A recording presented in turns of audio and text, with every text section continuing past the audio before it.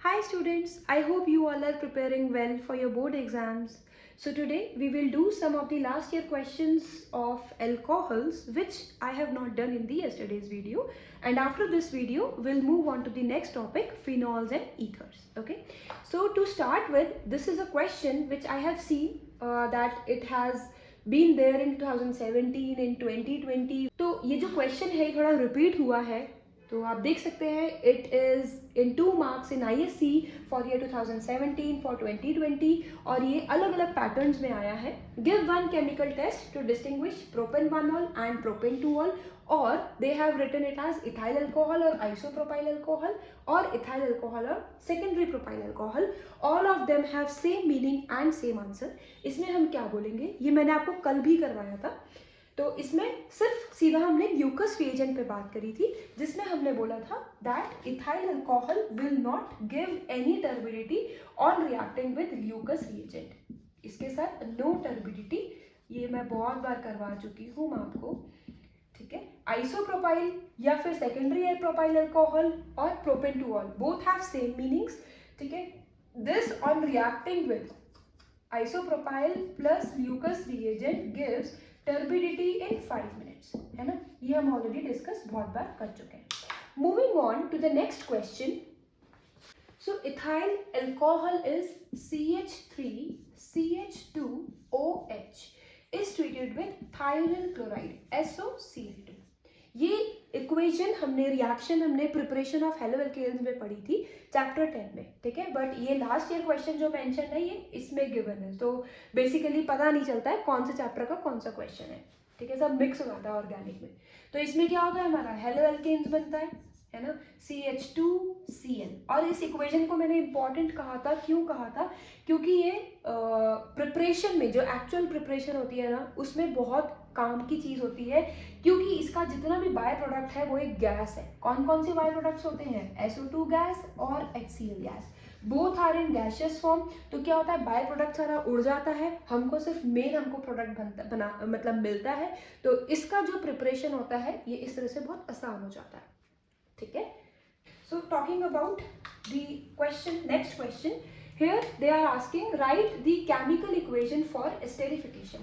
So esterification में मैंने आपको क्या बताया था कि carboxylic acid COOH group, let's say यहाँ CH3 plus alcohol जो होता है when they react with each other in the presence of any acid, Easter बन जाता है, वाटर इज रिलीज्ड. अब ध्यान देने वाली बात यह है कि वाटर में से एक तो हमको वाटर अगर हमें निकालना है तो एक OH निकालना पड़ेगा, या तो हम इसका OH निकालें या तो इसका OH निकालें. ठीक है, तो क्वेश्चन है कि एक का OH निकालना पड़ेगा और एक का हाइड्रोजन. तो बच्चे कई बार गलती कर देते हैं कि यहाँ का OH निकाल देते हैं. याद रखिएगा, अल्कोहल जो एस्टेरिफिकेशन होता है इसमें ये जो अल्कोहल का जो फंक्शनल ग्रुप है ना OH, इसमें इनका बॉन्ड टूटता है, O और H का बॉन्ड टूटता है, कार्बोक्सिलिक एसिड पूरा OH एज इट इज निकालता है और आपका ईस्टर बन जाता है C double bond O and OCH3. This is esters. और ईस्टर्स की पहचान क्या होती है, they are sweet smelling organic compounds. ठीक है, अब next is identify A and B.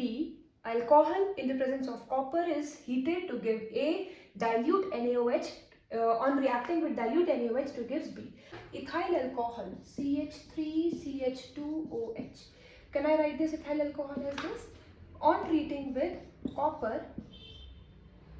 and heating it gives A. So क्या मैं CH2 को ऐसे लिख सकते हैं, CH2OH. ठीक है, तो यहाँ पर आप याद रखिएगा, मैंने आपको पहले ही बताया था कि कॉपर के साथ जब इसको हम हीट करते हैं तो जो OH ग्रुप में से जो हम हाइड्रोजन हटाते हैं वो एंड सेम अल्फा कार्बन से हाइड्रोजन हटता है. तो सेम कार्बन से OH का H और उसी कार्बन से हाइड्रोजन रिमूव होता है -H2 और आपका प्रोडक्ट क्या बनता है, एल्डिहाइड. ठीक है, तो ये याद रखिएगा, this is a way by where we convert alcohol to aldehydes. ठीक है, अब इसमें क्या होता है कि ये आपका ए बन गया। On reacting it with dilute NaOH। अब आप बोलोगे डाइल्यूट NaOH तो मैंने अभी तक करवाया ही नहीं है। ये इसलिए नहीं करवाया क्योंकि ये aldehyde ketones and carboxylic acid का है। कायदे में ये नेक्स्ट चैप्टर में होना चाहिए था ये question, but again we can not जज कि कौन सा क्वेश्चन कहाँ लिखा हुआ है। ये इस रिएक्शन को बोलते हैं एल्डोल कंडेंसेशन, और ये बहुत इंपॉर्टेंट रिएक्शन है, one of the important reaction of aldehyde ketones and carboxylic acid. इसमें एल्डिहाइड्स या फिर कीटोन्स कोई भी रिएक्ट करता है इन अ वे, प्लस इसमें हम दो ले लेते हैं, दो molecules, in a way that there is a removal of alpha hydrogen to form beta hydroxy aldehydes या फिर ketones, है ना।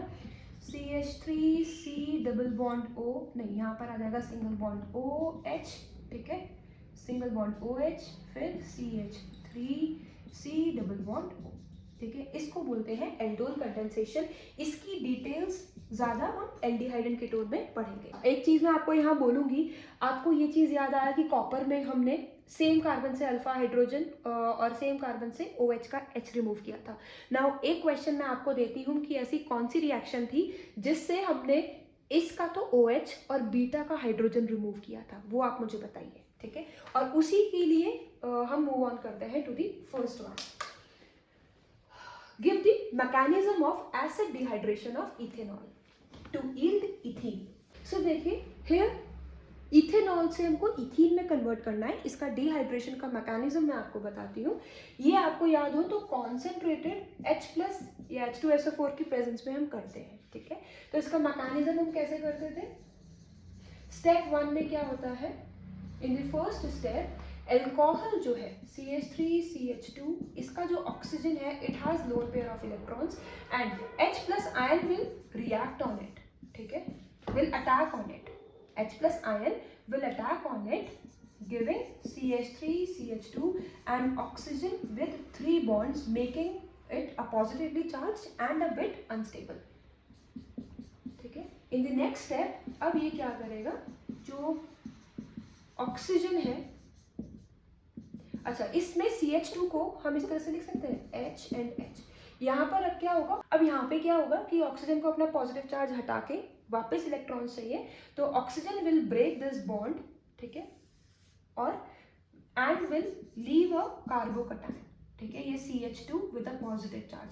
ऑक्सीजन ने खुद अपने इलेक्ट्रॉन्स ले लिए, ऑक्सीजन अब स्टेबल हो गया, बट हाइड्रोजन कार्बन के ऊपर इसने पॉजिटिव चार्ज दे दिया। अब थर्ड में कार्बन को अपने आप को स्टेबल करना है, तो ये क्या है CH3 को हम ऐसे लिख सकते हैं CHHH single bond CH2 positively charge. Now यहाँ पर क्या होगा कि ये H+ आयन जो है ये अपना H हाइड्रोजन जो है ये अपना इलेक्ट्रॉन यहाँ देकर और H+ रिमूव हो जाएगा, गिविंग एल्कीन। एक चीज़ याद रखिएगा कि जो मैकेनिज्म में जो हम कैटलिस्ट यूज़ करते हैं वो एज इट इज़ वापस बाय प्रोडक्ट आपका निकल जाना चाहिए। अगर वो कहीं ना कहीं रिएक्शन में कंज्यूम हो गया तो समझ आएगा कि आपने कुछ ना कुछ गलती करी है। जो आपने स्टार्टिंग में यूज़ किया था वो लास्ट में वापस एज इट इज़ निकल जाना चाहिए, ठीक है। अब मूव ऑन करते हैं बाकी के क्वेश्चंस पर। सो स्टूडेंट्स, कल से आज तक हमने काफ़ी सारे 2 और 3 मार्क्स के क्वेश्चंस कवर कर लिए हैं। अब हम फटाफट से 1 मार्क के क्वेश्चंस की तरफ फोकस करते हैं, और ये मोस्टली अभी रीसेंट ईयर्स में आया है, 2023, 2019, 15, 18, 17, 17, 12। तो 1 मार्क्स के हैं, बहुत आसान है, फटाफट से देखते हैं। सबसे पहला क्वेश्चन है, the primary alcohols are easily oxidised first as dash and then as dash. So मैंने आपको बताया था कि जो एल्कोहल्स होते हैं उनको अगर मैं ऑक्सीडाइज करूं तो ऑक्सीडेशन होने पर या तो ये एल्डिहाइड बनते हैं, ये कार्बोनिल बनता है, ठीक है, आइदर एल्डिहाइड और कीटोन, ठीक है, एंड देन उनको फर्दर ऑक्सीडेशन करने पर ये कार्बोक्सिलिक एसिड बन जाता है। अब क्वेश्चन ये है कि प्राइमरी अल्कोहल क्या बनेगा, एल्डिहाइड बनेगा या कीटोन बनेगा? तो प्राइमरी अल्कोहल आपको पता होना चाहिए हमेशा एल्डिहाइड बनता है, ठीक है। प्राइमरी अल्कोहल मतलब वो अल्कोहल जिसके लास्ट में, मतलब लास्ट वाले कार्बन में OH ग्रुप हो, ठीक है। तो जब भी इस वाले कार्बन को मैं ऑक्सीडाइज करूंगी तो ये क्या बनेगा, डबल बॉन्ड O, और ये जो लास्ट वाला कार्बन होता है जिसमें डबल बॉन्ड O के साथ एक कार्बन में हाइड्रोजन होता है उसे एल्डिहाइड कहते हैं। तो इसमें क्या आएगा, is first oxidise as aldehyde and then as carboxylic acid. Aldehyde का ऑक्सीडेशन होने के बाद हमेशा कार्बोक्सिलिक एसिड बनता है, ठीक है। मैं दोबारा बता देती हूँ, एल्कोहल्स को ऑक्सीडाइज करते हैं तो या तो एल्डिहाइड बनता है या कीटोन बनता है। प्राइमरी एल्कोहल बनता है एल्डिहाइड, सेकेंडरी बनाता है कीटोन। अब इन दोनों में से चाहे एल्डिहाइड हो चाहे कीटोन हो, इनका फर्दर ऑक्सीडेशन करेंगे तो आपको कार्बोक्सिलिक एसिड मिलेगा। ठीक है, ओके। तो स्टूडेंट्स अब हम जो ये नेक्स्ट क्वेश्चन कर रहे हैं वो ये वाला क्वेश्चन और ये वाला क्वेश्चन तीनों एक ही है।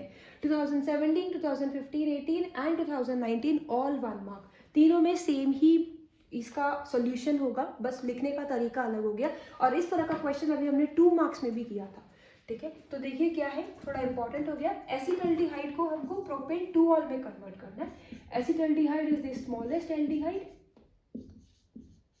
1 2 3 4, इसको हमें कन्वर्ट करना है किसमें, प्रोपेन 2-ऑल, मिथ इथ प्रोप 2 पे ऑल। ठीक है, तो कार्बन एक इंक्रीज करने का तरीका क्या होता है, ग्रिग्नार्ड रिएजेंट के साथ रिएक्शन करा देते हैं, CH3 MgBr। अब क्या होगा, CH3 अटैक करेगा इस कार्बन पे, Mg उधर, तो it will be CH3C CH3 OMgBr।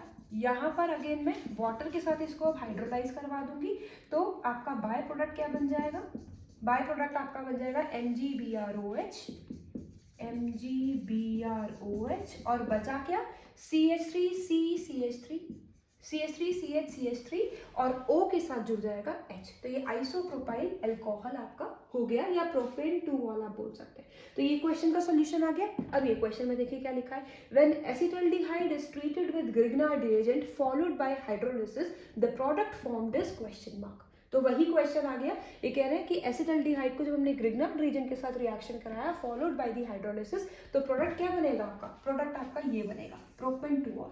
ठीक है, यहाँ पे आप आंसर क्या लिखेंगे, प्रोपेन 2-ऑल। देखिए नीचे वाला भी सेम ही है, बस पूछने का तरीका बदल गया। How will you obtain the following, propane 2-ऑल फ्रॉम ग्रिग्नार्ड रिएजेंट, आपको ये बनाना है फ्रॉम ग्रिग्नार्ड रिएजेंट। तो ये क्वेश्चन थोड़ा और इन्होंने चेंज करके दे दिया। ठीक है, तो ये तीनों क्वेश्चन सेम है, सेम आंसर है, बट मीनिंग अलग है और मतलब लिखने का तरीका अलग है, और इसी चीज को आपको समझना है।